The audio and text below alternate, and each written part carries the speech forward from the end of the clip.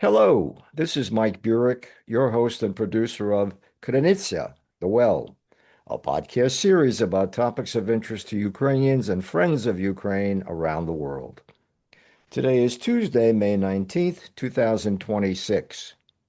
This episode is produced for The Ukrainian Weekly, a newspaper published in English for the global Ukrainian community since 1933. Our guest today is Maksym Isakov, owner of Kavka Coffee, which is located in Camden, Maine, in the U.S. Welcome, Max. How are you? Hello, Michael. Yeah, I'm the owner of Kavka Coffee. I'm Ukrainian, living in Maine. I'm good, good. Thank you. Glad to be on your podcast. I hope we can, bring some attention to Ukraine, extra attention to Ukraine, and some your listeners will get to try Kavka. Thanks for joining us today. To start off with, can we please talk about your educational and professional background? My educational background, I have a master degrees in agriculture. So agriculture was kind of thing of my life. I was pursuing agriculture since my childhood. As you may know, many Ukrainians are agronomists or they enjoy planting and harvesting, and agriculture is kind of in our blood. So yeah, I have an agriculture master degree from Vinnytsia National University.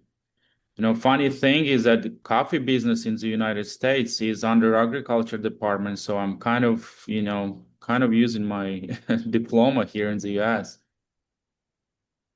Professional background is hard to say. I mean, I've been studying for 6 years, and most of the time I was doing a business, and I'm still entrepreneur. So I've been entrepreneur since 20.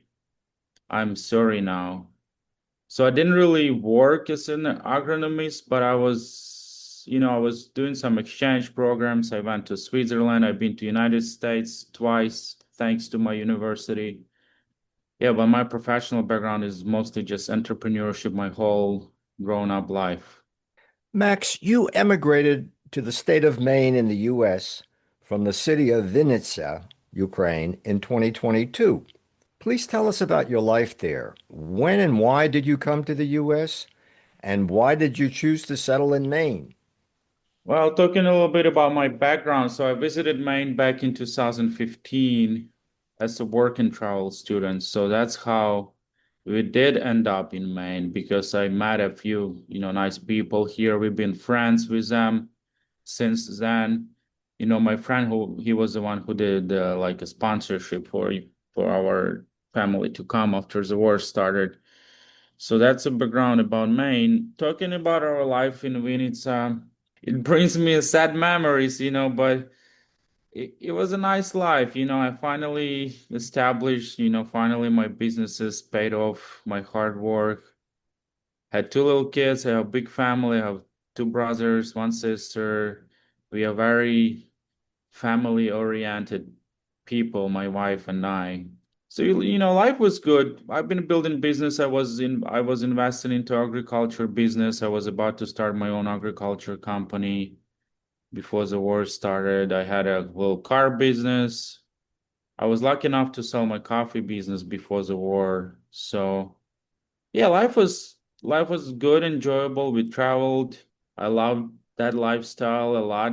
If not the war, I wouldn't probably I wouldn't consider moving to the United States. And it's just the family part is very important for my wife and me. So it's really hard to be separate from the family was that long. For 5 years, I haven't seen my parents and brothers and sisters. So that's the hardest part for me. But, I have to sacrifice something in exchange of my kids' safety, and the future. And how did you get into the coffee business? Well, my first work and travel, it was the first time I ever visited Starbucks. I hope we can mention Starbucks on this podcast. I mean, they're not Sure, paying no us. They're problem. not paying us. But I visited Starbucks and it was such a fantastic place. All these sugar drinks, which I hate now, but I was so in love with them back when I was 18. and the coffee shop as a place as it was as Starbucks was back then. Nothing like that existed in Ukraine back in 2015. There were some coffee shops for sure, but that wave of specialty coffee shops, of third wave of coffee shops, didn't exist back in 2015. So, I worked hard for 4 months here in Maine. I made some, I saved a decent amount of money for an 18-year-old Ukrainian. And I came back to Ukraine, and that idea of Starbucks and nothing like that existing in my hometown definitely, and not many of them in Ukraine. I was looking for ways to start something like Starbucks, and eventually we did. So that's how I got into coffee business. I think I was around like 20, almost 21 when I started my first coffee shop. Please tell us about your relationship with Green Tree Coffee and Tea, which is located in Lincolnville, Maine. How did you meet its owner and your mentor, John Ostrand?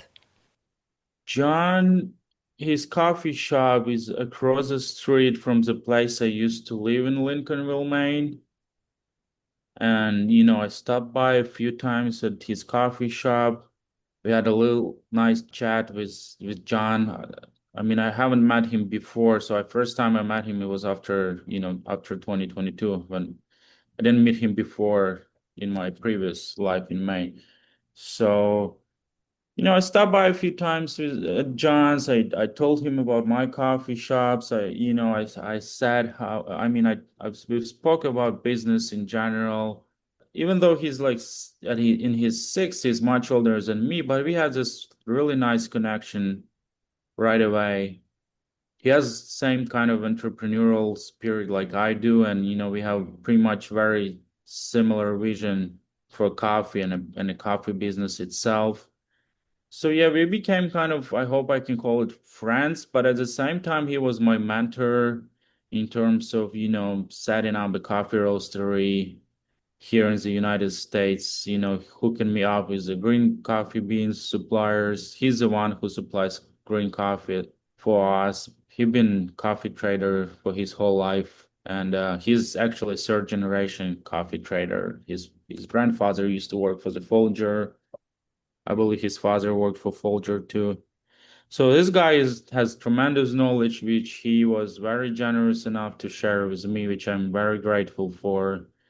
Also, he helped me to start Kavka business very efficient way. He let me use his roaster just to test the market to see if demand is there and if it makes any sense to buy our own roaster and invest into a facility for roasting. So yes, he was very, generous with his mentorship for me.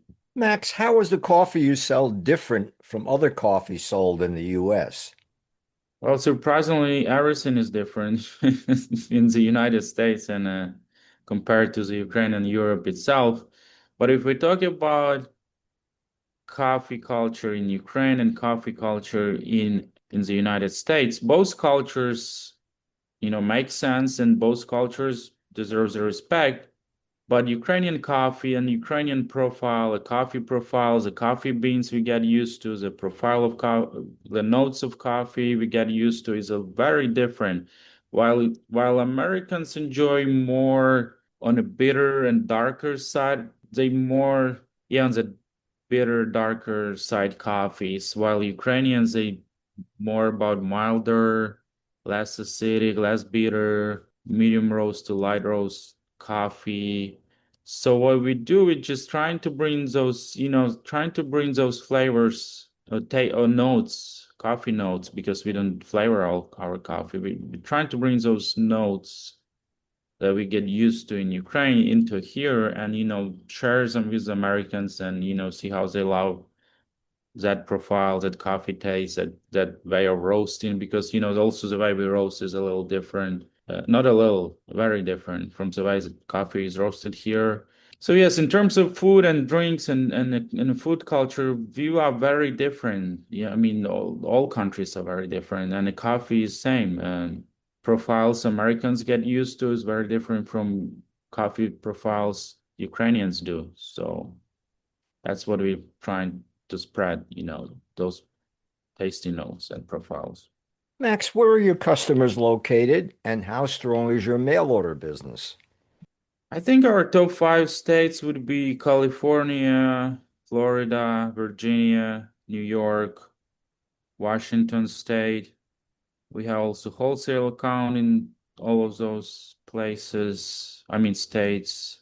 It is strong, it is strong. You as a customer probably know that there are days we roast 12, 14 hours a day. Just we do newsletter about it every time. So it's more than we could dream about as we started, but still long and hard way to go. Max, I understand you have a program running through Kafka Coffee to send humanitarian aid to Ukraine. How does it work? Yeah, so then, of course, this, starting business and not helping Ukraine is not wouldn't make any sense because, we are here for Ukraine, and as much as I love United States, I still have huge love for the Ukraine and Ukrainian people. So, we decided that we need to start company, which to generate profits to help Ukrainians as much as we can. And, we started this like $1 a bag that goes to Ukraine, but on a paper it's much more, and the need is huge.